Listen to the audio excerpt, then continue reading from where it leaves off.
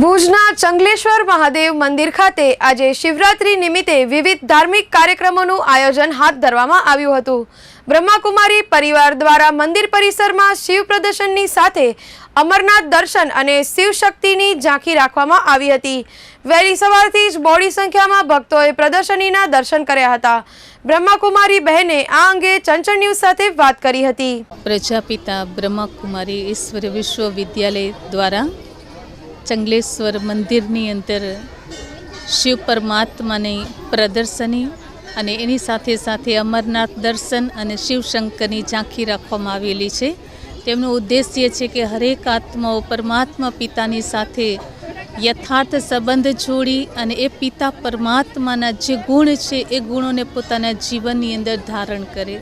જેમ કે પરમાત્મા શાંતિના સાગર છે, સુખના સાગર, આનંદના સાગર, પવિત્રતાના સાગર અને શક્તિઓના સાગર છે। તે પરમાત્મા પિતાની સાથે સંબંધ જોડી અને એ ગુણોને જીવનમાં લઈ આવી અને પોતાના જીવનને એક દિવ્ય અને અલૌકિક બનાવે અને એ પરમાત્માને સાચી રીતે ઓળખે કે એનું અસલી નામ કયું છે, રૂપ, ગુણ અને એનું ધામ, એનું કર્તવ્ય કયું છે। જે લક્ષ્ય સાથે અહીંયા ચંગલેશ્વર મંદિરની અંદર આ ચિત્ર પ્રદર્શની પણ રાખવામાં આવેલી છે ને સાથે સાથે અમરનાથ દર્શન પણ રાખવામાં આવેલા છે।